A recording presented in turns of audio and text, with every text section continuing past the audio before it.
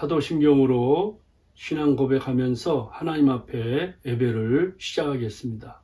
전능하사 천지를 만드신 하나님 아버지를 내가 믿사오며 그 외아들 우리 주 예수 그리스도를 믿사오니 이는 성령으로 잉태하사 동정녀 마리아에게 나시고 본디오 빌라도에게 고난을 받으사 십자가에 못 박혀 죽으시고 장사한 지 사흘 만에 죽은 자 가운데서 다시 살아나시며 하늘에 오르사 전능하신 하나님 우편에 앉아 계시다가 죄로서 산 자와 죽은 자를 심판으로 오시리라. 성령을 믿사오며 거룩한 공예와 성도가 서로 교통하는 것과 죄를 사하여 주시는 것과 몸이 다시 사는 것과 영원히 사는 것을 믿사옵나이다. 아멘. 지존하신 주님 이름 앞에 함께 찬양합니다. 지존하신 주님 이름 앞에 오늘 무릎 꿇고 나 경배해. 거룩하신 주님 보좌 앞에 엎드려 절하세.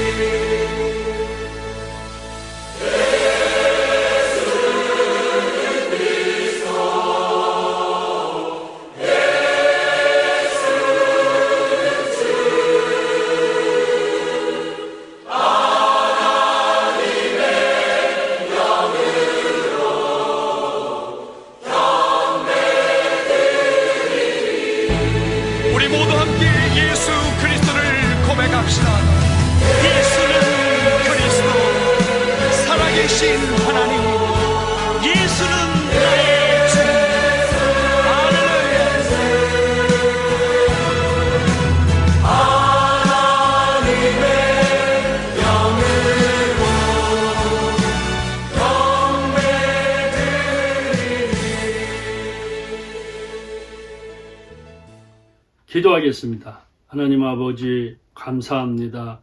오늘 하나님 앞에 나와 예배드리게 하여 주심을 감사합니다. 이 3월의 계절에도 하나님이 많은 복을 주셨습니다. 이 봄에 바람이 불듯이 성령의 새바람이 불게 하여 주셔서 새 힘을 날마다 허락하여 주심을 감사합니다. 그럼에도 불구하고 마음과 생각으로 또 말로 주님 앞에 죄를 지었습니다. 예수의 볼로표로 씻어주시고 오늘도 십자가 그늘 아래 엎드려 비오니 용서하여 주옵소서. 오늘 하나님 앞에 말씀을 전하는 종에게 성령 충만 주시고 권능을 주셔서 주님의 복음을 잘 전할 수 있도록 도와주시며 우리 예배 시간에 하나님 말씀을 듣는 주의 백성들에게 마음이 열려지고 귀가 열려져서 큰 은혜 받는 시간이 되게 하여 주옵소서. 대한민국을 축복하시고 또 하나님 선교사님들 그 사역에 은혜를 베풀어 주시오며 청교도 신앙이 미국에서 회복되게 하여 주옵소서. 오늘 예배 시간에 하나님의 성령이 운행하여 주시옵시고 성령의 바람이 강력하게 불게 하여 주셔서 성령의 큰 역사가 있게 하여 주시옵소서. 예수님 이름으로 기도하옵나이다. 아멘. 예수 나를 오라 하네 함께 찬양합니다.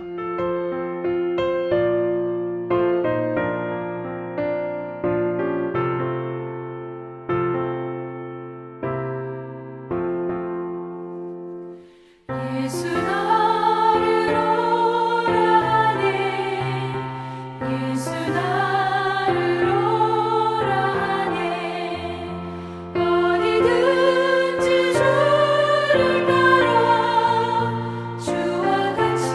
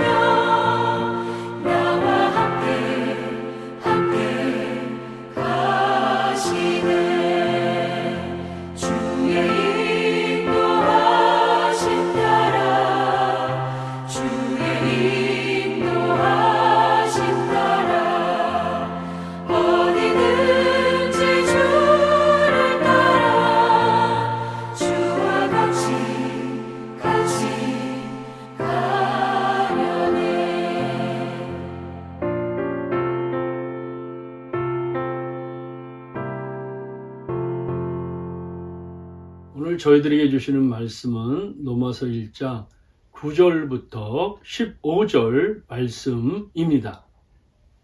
내가 그의 아들의 복음 안에서 내 심령으로 섬기는 하나님이 나의 증인이 되시거니와 항상 내 기도에 쉬지 않고 너희를 말하며 어떻게 하든지 이제 하나님의 뜻 안에서 너희에게로 나아갈 좋은 길 얻기를 구하노라. 내가 너희 보기를 간절히 원하는 것은 어떤 신령한 은사를 너희에게 나누어 주어 너희를 견고하게 하려 함이니 이는 곧 내가 너희 가운데서 너희와 나의 믿음으로 말미암아 피차 아니함을 얻으려 함이라. 형제들아, 내가 여러 번 너희에게 가고자 한 것을 너희가 모르기를 원하지 아니하노니 이는 너희 중에서도 다른 이방인 중에서와 같이 열매를 맺게 하려 함이로다. 지금까지는 길이 막혔도다. 헬라인이나 야만인이나 지혜 있는 자나 어리석은 자에게 다 내가 빚진 자라. 그러므로 나는 할 수 있는 대로 노마에 있는 너희에게도 복음 전하기를 원하노라. 아멘.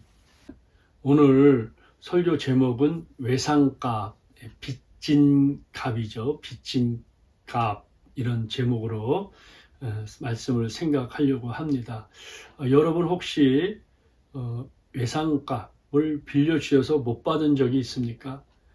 참 속상하죠. 참 우리가 돈이 있어서 빌려준 것도 아니고 돈을 빌려줬는데 그 외상을 갚지 않고 사람이 사라질 때 정말 마음이 참 아픕니다.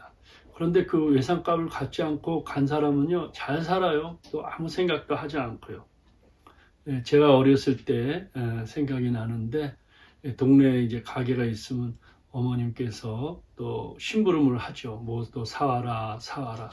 또 어떤 때는 이렇게 말합니다. 우성아, 그 가게에 가서 뭐 두부 콩나물 이렇게 달라고 그래라. 그러면 돈을 어떤 때는 그냥 안 주세요. 그러면서 이렇게 얘기해. 아저씨한테, 아저씨, 어머니가 그러는데 장부에 달아놓으라고 그래요. 그렇게 말하라고 그래요. 그러면 제가 가서 말하죠. 그러면 알았다. 그러고선 이제 필요한 물건들을 가져올 때가 있습니다. 또 어머님께서 가끔 외출할 때 어디 가세요? 그러면 외상값 갚으러 간다. 이래요. 그러니까 이제 그 가게 가서 이제 외상값을 갚는 것입니다. 그러면서 뭐 저뿐만 아니라 우리 자녀들에게도 어머님께서 말하죠. 사람이 빚지고는 못 산다. 가능한 빚을 지지 마라. 나는 빚 없이 산다. 혹 빚을 졌으면 꼭 갚아야 된다. 이렇게 가르쳤어요. 그러니까 사람이 빚지고는 못 사는 것 같아요. 근데 돈만 빚지는 것이 아니라 우리는 사랑에 비해 또 여러 빚을 지고 이 땅에서 살고 있어요. 2021년 어버이날 큰딸이 내게 써준 시 이렇게 해서 그 외상값이다. 이 신천희 씨라는 분이 쓴 외상값이라는 시인데 참 제가 말씀 준비하면서 감동을 받았어요. 외상값. 어머니, 당신의 뱃속에 10달 동안 새들어 살고도 한 달째 방세도 내지 못했습니다. 어머니, 몇 년씩이나 받아먹은 따뜻한 우유값도 한 푼도 갚지 못했습니다. 이렇게 시를 쓴 거예요. 그런데 그 어머니는 그 시를 보고 나는 준 것도 없는데 아이는 나에게 받은 것이 많다고 생각한다. 사랑으로 주니까 기억이 안 나죠. 나는 또 우리 자녀들에게 받은 것도 많은데 엄마는 내게 준 것이 없어 미안한데 이 주님의 마음 같아요. 하나님은 세상을 이처럼 사랑하사 예수님 다 주셨잖아요. 그런데 죽어도 이거 못 줘서 내가 좀 미안하다. 이런 생각을 하고 또 주시면서도 잊어버리세요. 그런데 우리는 또 그 사랑에 빚을 지고 살 때가 있습니다. 사도 바울이 왜 그토록 로마에 가기를 원했을까? 답이 딱 간단해요. 나는 복음에 빚진 자다. 내가 하나님 앞에 은총을 입고 이렇게 구원받았는데 나만 구원받는 이 감격을 내가 그들에게 전하지 않으면 정말 화가 있다. 복음에 빚진 자다. 그렇기 때문에 그들에게 그 빚을 그 전에서 그 빚을 갚아야 된다. 이런 내용이에요. 무슨 말이냐면 좀 쉽게 복음에 빚 졌다 막 이러면 잘 이해 못 하는데 어떤 사람이 암에 걸리면 다 죽어요. 근데 그 약만 먹으면 치유가 돼. 그러면 그 암에 치유된 사람은 그 약을 다른 암 걸린 사람에게 소개할 거 아니에요. 소개해야 그 사람도 살릴 거 아닙니까? 그러니까 사도 바울은 예수 복음을 들으면 내 영혼이 산다는 거예요. 내 영적인 암, 마음의 암이 치유가 되는 거야. 그러니까 이것을 나만 알고 있으면 안 된다는 거야. 이게 누가 고쳤냐? 예수님이 고치셨다는 거야. 생명의 은인이죠. 그러니까 이 복음에 비친 자니까 이것을 로마에 가서 한 사람이라도 더 그 생명에 살리는 그 빛을 갚으려 간다는 것입니다. 사실 이런 사랑의 빛도 있지만 물질적인 빛, 참 정신적으로 또 마음적으로 육체적으로 고통이 따라요.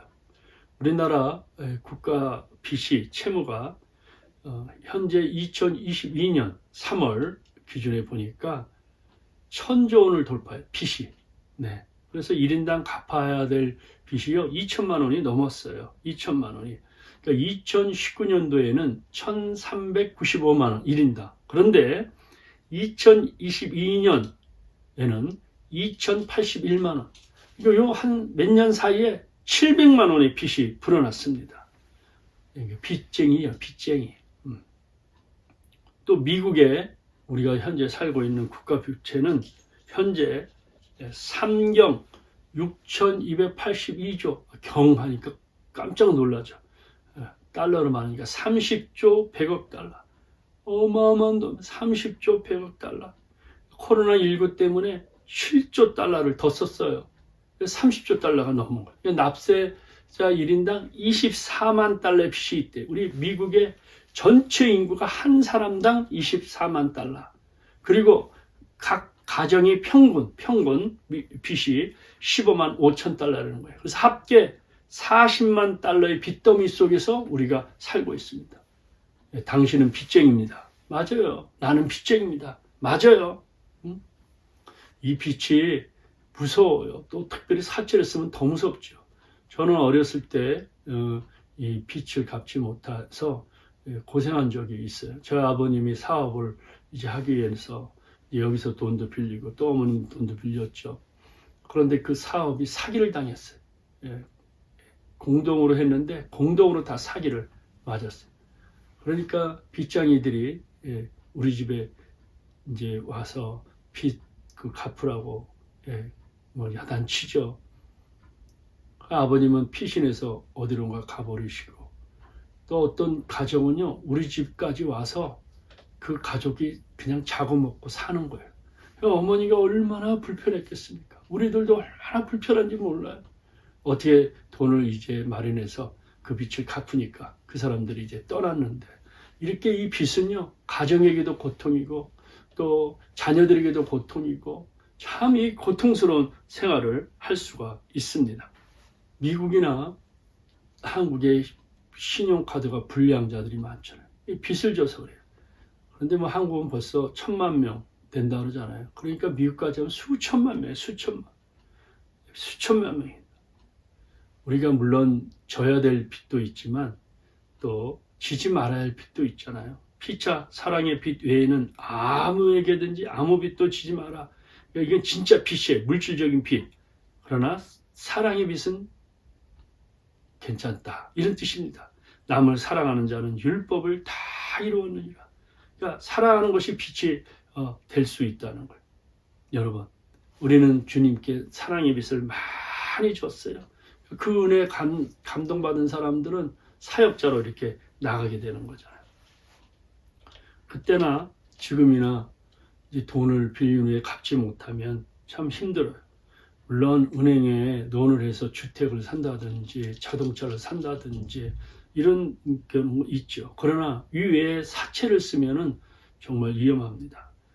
특별히 제가 목회하면서 교회 안에서 돈을 빌려주고 꾸어주는 일은 하지 않으면 좋겠다. 아예 주문 몰라도 이렇게. 그 이유는 일본 사람들은 빚에 대해 말할 때 빌릴 때는 천사 얼굴, 갚을 때는 마귀의 얼굴이다. 유대인의 이야기 중에 친구를 적으로 만드는 가장 좋은 방법은 친구에게 돈을 꾸어주는 거다. 스코틀랜드 속담에는 친구에게 돈을 빌려주면 돈과 친구를 동시에 모두 잃는다. 혹시 여러분 이렇게 잃어버린 분들도 계시죠? 그러나 우리 그리스도인들은 빛이 많으면 많을수록 그걸 깨달을수록 정말 은혜를 받은 사람이에요. 복음의 빛과 사랑의 빛을 진 사람이에요. 우리는 복음과 사랑의 빛을 진 사람이다. 이 빚진 자의 의식, 이 외상값의 의식, 은혜의 의식, 이게 참 복된 인생이에요. 행복한 인생이에요. 보람된 인생입니다. 우리 인간은 아담의 원죄로 말미암아 타락했어요. 그래서 죄의 값으로 모두 저주를 받아 지옥 불에 들어갈 수밖에 없습니다. 그런데 예수 그리스도의 십자가의 보혈로 우리를 구원하여 주셨어요. 이것이 바로 은혜입니다. 이 은혜를 받은 사람은 그 은혜를 모르는 사람에게 이 은혜를 갚도록, 이 은혜를 받도록 복음을 전하고 사랑을 베푸는 삶이 빚진 자의 삶이다. 이제 이해하셨죠? 빚진 자의 삶이라는 건 내가 먼저 은혜 받았는데 은혜를 모르는 사람에게 은혜를 받도록 하는 거. 그게 빚진 자의 삶이다. 그래서 사도 바울은 그 빚을 갚기 위해서 어디든지 가오리다. 이런 사명자입니다. 헬라인이나 야만인이나 지혜 있는 자나 어리석은 자에게 다 내가 빚진 자라. 그러므로 나는 할 수 있는 대로 로마에 있는 너희에게 또 복음 전하기를 원하노라. 사도 바울이 무슨 빚을 줬어요? 주님에게 그 사랑의 빚을 줬다는 거예요. 사실 우리는 주님의 빚값으로 사는 거잖아요. 그래서 사도 바울은 그것을 깨닫고 나서 이 빚진 자의 의식, 외상값의 의식을 가지고 살고 있습니다. 우리가 아담의 원죄로 타락하고 죄로 말미암아 하나님께 형벌을 받아 지옥으로 가야 될 존재인데 예수님께서 이 세상에 오셔서 우리 죄를 위하여 십자가에 돌아가셔서 누구든지 예수를 믿고 자기 죄를 자백하면 하나님께서 다 용서하시고 하나님의 자녀로 삼으시고 아담 안에서 다 잃어버렸던 모든 축복을 예수 그리스도 안에서 회복이 됩니다. 예수 그리스도의 십자가와 부활로 인한 승리하는 소식, 그리스도 안에서 잃어버렸던 모든 것을 회복을 받을 수 있는 이 복음을 우리가 듣고 믿고 그 축복을 누리고 있다면 바로 이것을 전해야 되는 것이 바로 빚진 자의 사명. 이제 우리가 좀 쉽게 하면 외상값, 이걸 갚아야 되는 사명이죠. 너희는 너희 자신의 것이 아니라 값으로 산 것이 되었은즉 그런즉 너희 몸으로 하나님께 영광을 돌리라. 우리 몸으로 하나님께 감사하고 찬양하고 영광을 돌리는 것입니다. 그래서 내가 복음을 전할지라도 자랑할 것이 없다. 내가 부득불할 일입니다. 내가 만일 복음을 전하지 않으면 내가 화가 있을 것이라. 참 이 사도 바울의 이 복음 빚진 자의 정신, 때를 얻든지 못 얻든지 자기 복음을 전한다는 거예요. 그래서 사도 바울은 피차 사랑의 빛 외에는 아무에게도 아무 빛도 짓지 말라. 남을 사랑하는 자는 율법을 다 이루었느니라. 여러분, 사실 우리는 다 사랑을 받고 있는 채무자들입니다. 사람들의 삶의 태도를 크게 두 가지 유형으로 구분하는데 첫째는 채권자형이에요. 이런 사람은 모든 사람에게 당연히 받을 권리가 있다고 생각하는 거예요. 자녀 중에도 부모님이 자기에게 해주는 게 당연하다 여기는 자녀들이 있죠. 부모님이 나를 낳았으니 먹이는 것도 당연하고 공부시키는 것도 당연하고 일생을 살아갈 유산을 물려주는 것도 마땅히 당연하다는 태도예요. 또 직장에서나 또 나의 수고에 대해서 당연히 대가를 받아야 한다는 생각을 하는 거예요. 이런 마음을 가진 사람들은요, 감사와 기쁨이 별로 없어요. 오히려 내 수고보다 부당한 대우를 받는 것이 아니라 불평불만 속에 살 때가 있습니다. 이와 반대로 채무자로서의 삶을 사는 사람이 있죠. 나는 모든 사람들로부터 빚을 지고 있다. 부모에게 빚을 지고 스승에게 빚을 지고 교회에 빚을 지고 하나님께 빚을 지고 살고 있다. 일생이 이 빚을 갚는 심정으로 사는 사람이에요. 이런 분들에게는요, 감사가 있어요. 나 같은 죄인 하나님께서 살려주셨는데 감사하고 함께 살고 있는 남편, 아내, 자녀들, 또 성도들 다 감사한 거예요. 여러분, 어떤 유형으로 살고 있어요? 채권자형입니까? 채무자형입니까? 불평, 불만으로 가득 차 있습니까? 감사와 기쁨이 넘치고 있습니까? 하나님께서 베풀어 주신 은혜와 사람 그들이 베풀어 주신 것을 보답하기 위해서 사는 것이 빚진 자의 마음입니다.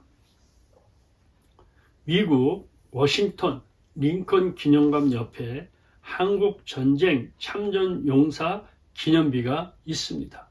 저도 오래전에 워싱턴을 방문할 때, 그러니까 뭐 한 30년 전 됐겠네요. 방문할 때 링컨 메모리얼 옆에 이 기념관을 이렇게 봤습니다. 그런데 여기에 보면요, 이 기념비를 보면요, 참 감동이 돼요. 감동이 돼요. 참, 나라도 알지 못하고 들어도 보지 못한 나라를 위해서 미국의 젊은 아이들이 그냥 군인으로 신청해서 한국 땅에 가서 6.25 전쟁 때 피를 흘렸던 젊은 아이들의 그 모든 그 이름과 그 명단이 기록되어 있습니다. 한국 참전비 기념비 앞에 이런 글귀가 있습니다. Freedom is not free. 이 말은 자유에는 공짜가 없다. 자유에는 반드시 대가를 지불한다. 자유를 뺏는 적군과 싸워서 쟁취해야지만 자유를 가질 수 있다. 그러면서 바로 이어서 이런 문구가 써 있습니다. Our nation honors her sons and daughters who answered the call to defend country they never knew, a people they never met. 이 무슨 말이냐면 우리의 조국은 그들이 전혀 알지도 못하는 나라, 한 번도 만난 적이 없는 사람들을 그 나라를 지키기 위해서 나라의 부름에 응답한 우리 아들, 딸들에게 경의를 표합니다. 여러분, 그들이 한 번도 들어보지도 못하고 알지도 못한 이 대한민국을 위해서 6.25 전쟁 때 미국의 군인들, 유엔 군인들이 와서 피를 흘려 지금 우리가 이렇게 민주주의 국가가 된 거예요. 그때 미군 사망자는 53,246명, 부상은 103,248명, 실종자는 8,177명. 돌에 새겨져 있어요. 포로로 잡혀간 미국 군인이 7,140명, 유엔이 92,970명. 이런 대가로 말미암아, 이런 피 흘림의 대가로 말미암아 대한민국이 자유를 얻은 거예요. 그리고 복음이 이어진 겁니다. 그렇기 때문에 우리가 이 미국에 살면서도 미국을 대해서 감사하다, 고맙다 생각하고 미국을 위해 축복하고 기도하고 대한민국은 겸손한 마음으로 그 빚을 갚아야 되는 것입니다. 한국에 가보면 서울에 그 마포 옆에 보면 양화진이라는 데가 있어요. 양화진, 들어본 분도 계실 겁니다. 고종이 그 선교사님들이 오셔서 참 일하다가 이제 사망하면 묻어야 될 땅이 없는데 고종이 그 땅을 이제 증여 주었습니다. 그래서 그 양화진 곳에다가 선교사님들이 이제 거기에 묻게 되는데, 참 저는 신학교 때도 이것을 많이 여러 번 갔어요. 그리고 그 비문들을 다 글로도 써보고 또 이렇게 좀 연구도 하였습니다. 사실 2006년도에 저희 온 가족 8식구죠. 자녀가 6이니까 한번 서울을 방문하게 되었는데, 그 방문하는 그 다음날 바로 양화진에 가서 우리 자녀들 뭐 다 어린아이들이잖아요. 몇 살 안에 그 어린아이들을 다 그 양화진을 돌아가면서 설명도 하고 사진도 찍고 이렇게 하였습니다. 우리나라에 140년 전에 복음이 들어갔어요. 참 한 번도 들어보지도 못하고 보지도 못한 이 조선 땅에 와서 선교사님들이 복음을 전했습니다. 본인들도 여기서 죽고 또 자녀들도 많이 죽어서 양화진에서는 구한말 시대 때 거기에 묻힌 사람만 145명이에요. 얼마나 많이 있습니까? 첫 거기 그곳에서 묻은 사람, 묻힌 사람은 헤론이라는 사람, 존 헤론이라는 사람인데 1890년 7월 28일이에요. 근데 이분은 와서 얼마나 열심히 일한지 몰라요. 5년 동안 일하다가 이질에 걸려 이렇게 별세를 하였습니다. 그의 비문이죠. 모비에는 하나님의 아들이 나를 사랑하시고 나를 위하여 자신을 주셨다. 자신의 몸을 돌보지 않고 환자를 돌보다가 이제 이질에 걸려 세상을 떴는데 유언이 뭐냐? 여보, 내가 떠나더라도 조선에 계속 남아서 계속 선교 활동을 해주세요. 그래서 그 헤롯의 유언대로 그의 아내와 예손자 등 3명이 나란히 양아진에 묻혔습니다. 만일 나에게 다른 일을 위해서 내어줄 수 있는 1000개의 생명이 있다면 나는 그 모든 것을 한국에 주리라. 야, 1000개 생명이 있는데 이거 한국 사람에게 다 바치리라. 캔드릭 비문입니다. 아펜젤르는 1885년 인천에 도착하여 사망의 권세를 이기신 주님께서 이 백성을 얽어맨 결박을 끊으사 하나님 자녀로서 자유와 빛을 주옵소서 기도했어요. 그 기도가 이루어진 거잖아요. 그의 비문에는 섬김을 받으려 함이 아니라 도리어 섬기러 왔노라. 많은 일도 했죠. 배제학교도 세우고 정동교회도 설립하고 죽도록 한국인을 사랑한 언더우드. 그 이름 자체가요. 참 복음이에요. 언더, 아래, 우드, 십자가 아래에서의 삶. 참 이 땅에 와서 언더우드 가문이 얼마나 많은 일을 했습니까? 여러분, 세브란스 병원, 또 연세대학교 많은 일을 했어요. 이 가문의 성부가 내게 능력 주신 자 안에서 내가 모든 것을 할 수 있느니라. 그래서 그 가족 전체가 그냥 언더우드의 전체 가족의 묘지가 있어요. 묘지가 있습니다. 그러니까 이런 사람들 때문에, 이런 분들 때문에 우리가 복음의 빚진 자예요.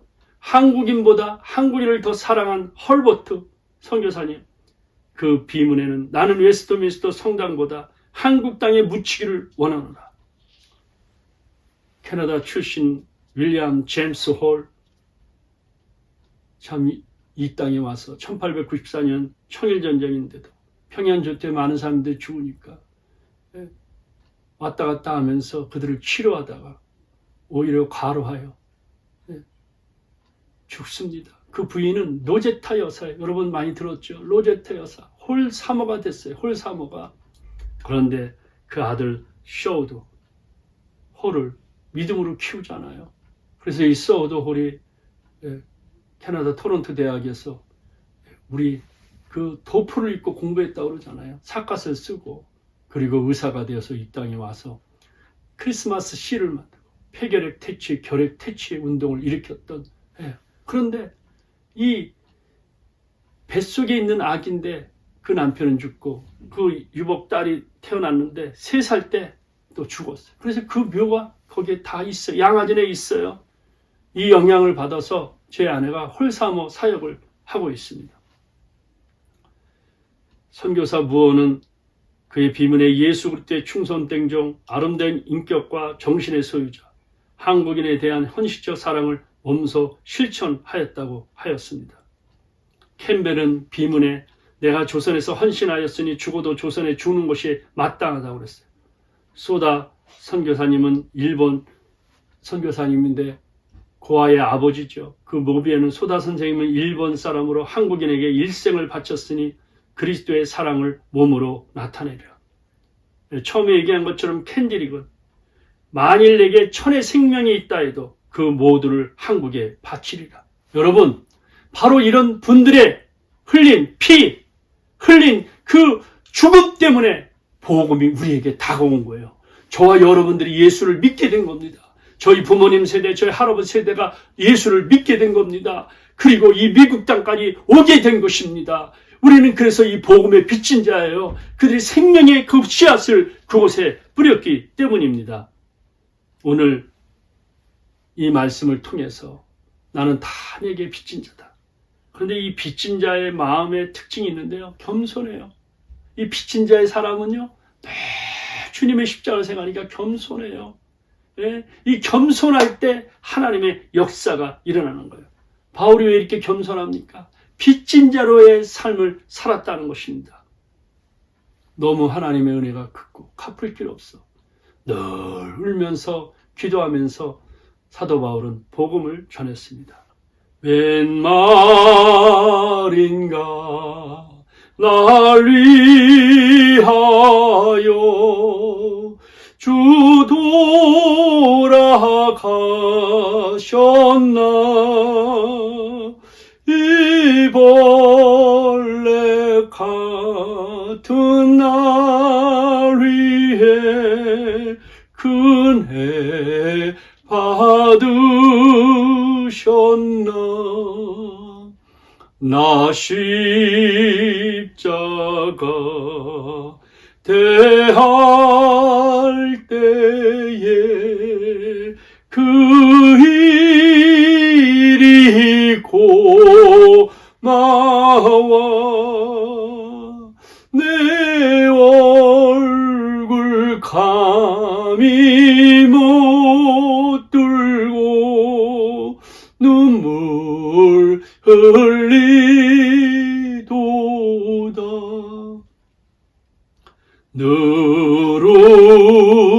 늘으로도 눈물로써 못 갚을 줄 알아 몸밖에 드릴 거 없어 이 몸 바칩니다.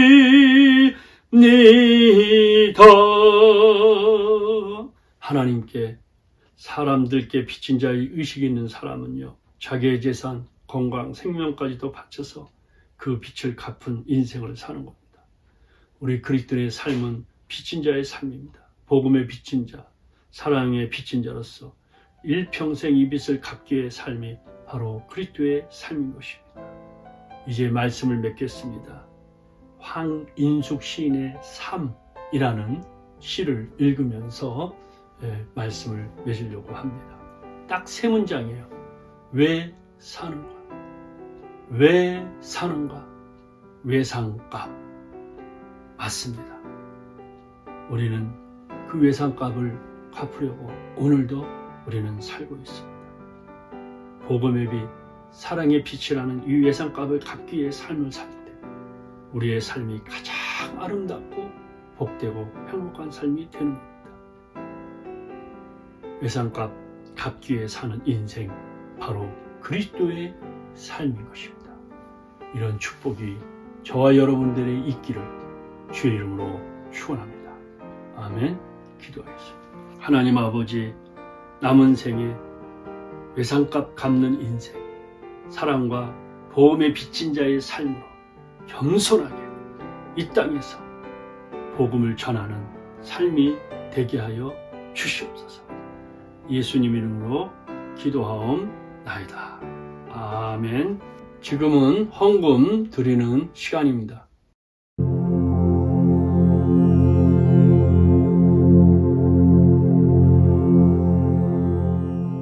공동체 나눔의 시간입니다. 할렐루야. 여러분 어떻게 지내세요? 계속해서 또 건강하시고 믿음, 소망, 사랑을 또 지키시길 바랍니다. 또 교회를 위해서 계속 기도해 주시고 노마서 강해를 통해서 여러분들이 이제 말씀을 점점 더 생각하시는데 노마서는 1장부터 16장이니까 여러분들이 하여튼 10번이고 20번이고 계속 읽으세요. 그 읽을 때 하나님의 감동이 있을 것입니다. 지난주에도 헌금해 주신 한 분 한 분들께 감사를 드립니다.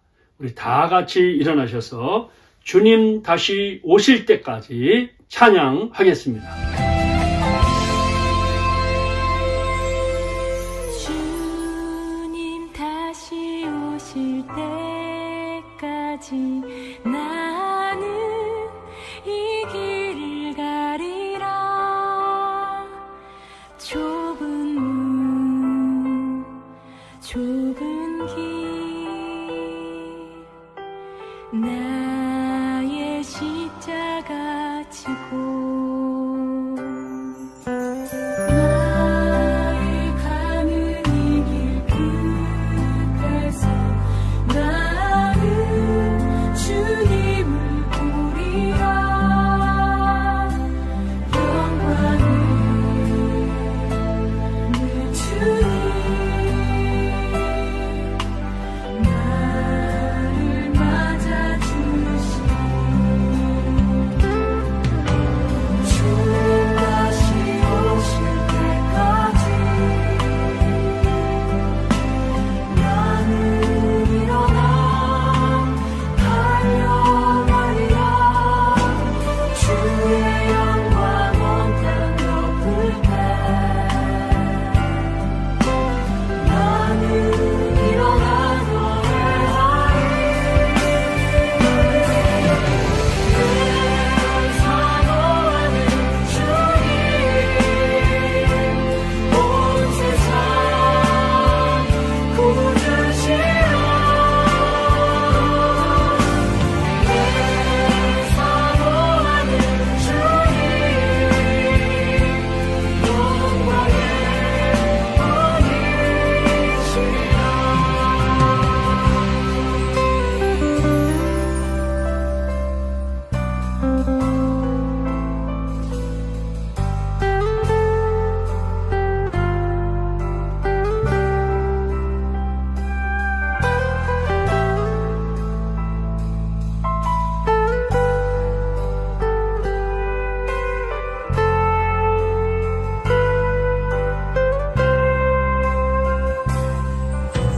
주님 다시 오실 때까지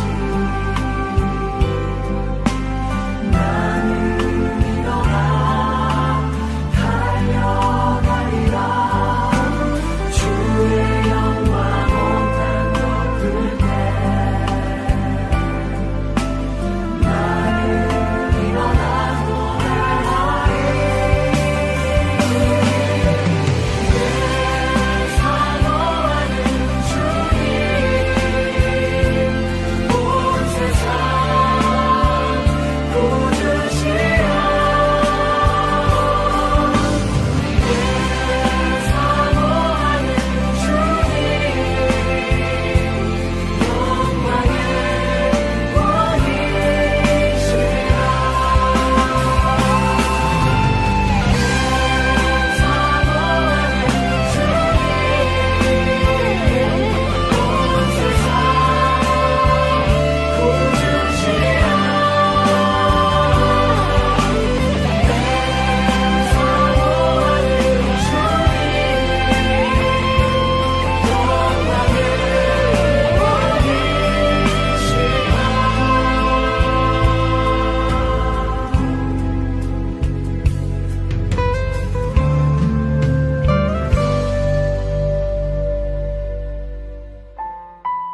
기도하겠습니다. 하나님 아버지 감사합니다. 오늘도 이렇게 나와 믿음으로 예배드리게 하시고 남은 생에 외상값 갚는 인생, 사랑과 복음의 빚진 자로서 주님의 복음을 전하는 복된 하나님 행복한 인생이 되게 하여 주옵소서. 오늘도 생명 같은 물질 11조 감사 주일 선교원금 주님 앞에 정성껏 드렸습니다. 영혼이 잘된같이 범사가 잘되고 강건케 하시고 성령님께서 전후자 앞뒤 상으로 지켜주시오며 오늘보다 내일 이달보다 다음 달 금년보다 명년이 점점 나아지고 복된 인생이 되게 하시고 기도하는 것마다 응답이 되게 하여 주시옵소서. 지금은 우리 주 예수 그리스도의 은혜와 하나님의 크신 사랑과 성령의 감동, 교통, 충만하심에 머리 숙인 하나님 백성들 머리 위에 교회, 이 민족 위에 영원토록 함께 계실지어다.